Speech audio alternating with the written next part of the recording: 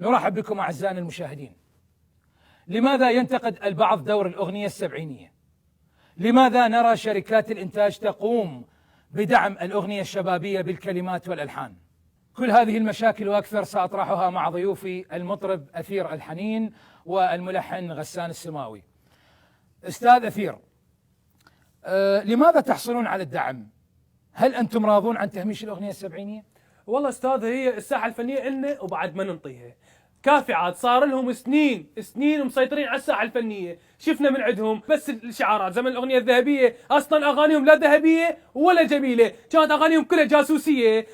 والحيطان الهذان دير بالك. اكو اغنيه تقول تعال اقعد ورا الباب، تعال اسمع وش يحجون. زين شنو؟ ليش تتصنط على العالم؟ ليش؟ هذا اللي قاعد ورا الباب المسكين اللي خلوه يتجسس. اذا واحد جاء فتح الباب حيل راح يجي عسله. لا، هذا هدر بدم المواطن العراقي. لا، أنا أشوف أكو مبالغة بالموضوع. يعني ممكن أنت تحط قطعة أنه ما حد يفتح الباب، أو تحط كرسي من يفتح الباب يطخ. جاوب أستاذ غسان رجاء عن هذا التساؤل. أول شيء دعني أرحب بضيوفك وأقول لهم تحياتي. ثانيا أنا عندي وثائق، خلنا نعترف أنا وأنت وضيفي إنه الأغنية الحديثة انحدرت، واكو اغنيه تغنيها المطربه ساجدة عبيد. نعم. هاي الاغنيه تبدي بحيره، تقول شقول لامي من اروح انكسرت الشيشه، شوف شايله هم امها. اوكي انه الشيشه انكسرت.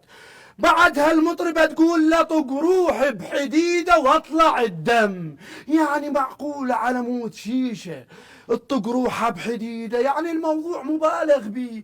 بعدها فجأة ننتقل من هاي الحيرة إلى نبع يا خيار والحقة ب30. علوة، يعني صارت علوة. يعني ما معقولة. أوكي هنا تدخل شخصية غريبة بالأغنية وهي عجوز البيت سكرانة ببطل بيرة.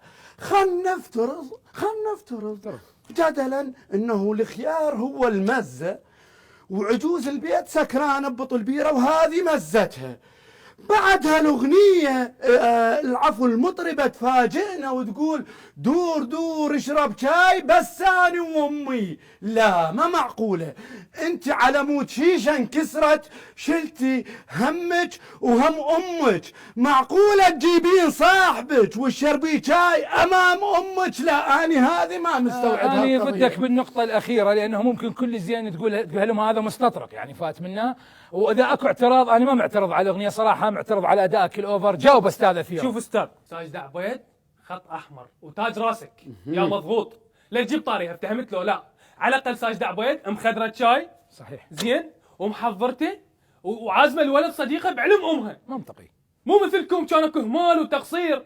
خدرة شاي خدري، عيون المنا خدرة، هسه خدري يا اختي، اذا خدري وبعدين نعرف مين راح يشربه. وبعدين استاذ اكو شغله ثانيه، اغانيهم السبعينيه كان بيها قمع، كان بيها تعذيب. يعني راح اكو اغنيه تقول لا تضربني لا تضرب كسرت الخيزرانه. شنو هالساديه هاي؟ شنو هالكتل؟ على الاقل ساجدة عبيد تاج راسك تقول لا تروح بحديده واطلع الدم. هي تضرب نفسها، هي قابله، هي حره تضرب نفسها. بس هذا يقول له صار لي سنه و6 اشهر من ضربتك وجعانه. الله اكبر، شنو هذا الضرب هذا؟ شنو التعذيب؟ والله أنا بالنسبة لموضوع الشاي اللي تقول عليه حاليا حلت هاي المشكلة. أكو تي باق، يعني تحط مي حار وتحط لك كيس وانتهى الموضوع.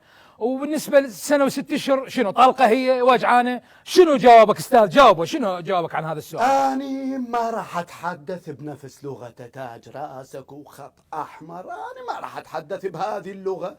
أنا راح أقول له أين مليارات المفردات هذه تذهب هباء؟ يعني مثلا ما مرجية منك هاي صاير مو زين انت ويايا. يعني شنو ويايا وحده كلش كافي. ليش ويايا هاي؟ أنا هاي تساؤلاتي. خلي يجاوبني أين تذهب كل هذه المفردات؟ هذا فساد وهدر أنا أعتبره. لا جاوب عن هذا السؤال. لا استاذ ما اسمح لك. والله استاذ اذا اريد اجاوب انا راح اجاوب بكل قساوه. زين كان ماكو شفافيه بعملهم وبادائهم، كل اغانيهم ماكو شفافيه، كانت الاغنيه ما نفتهمش. راح اقول لك مثال، اكو اغنيه تقول لاركض وراهم حافي، نقول من حقه ما عندنا عال طبيعي. وعبيت على كتافي، نقول خاف توقع بالطين.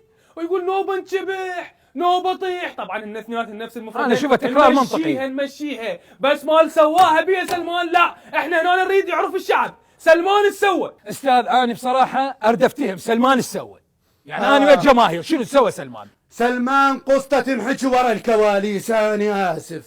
كان بزمن الاغنيه السبعينيه كان اكو انفلات امني. شلون؟ كان اكو انفلات امني وبالدليل القاطع موجود عندي. يعني اكو مطربه تقول يما باق رجلي قعدت الصبح ما لقيته رجال، ها طوله ها عرضه، يقعد الصبح مرته ما تلقاه، ادري هو موبايله ينخمط.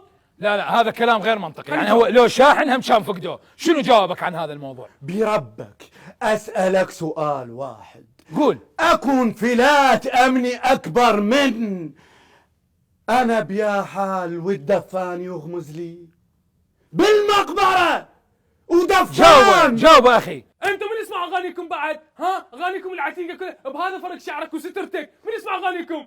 انتو اكبر هوية عندكم المعزوفة. عندكم امان. طرطارة هدوء اعزائي، هدوء اخوان. تصب النيل اعزائي المشاهدين، نصل الى نهاية حلقتنا لهذا اليوم، نلتقيكم بحلقة جديدة ان شاء الله، مع السلامة.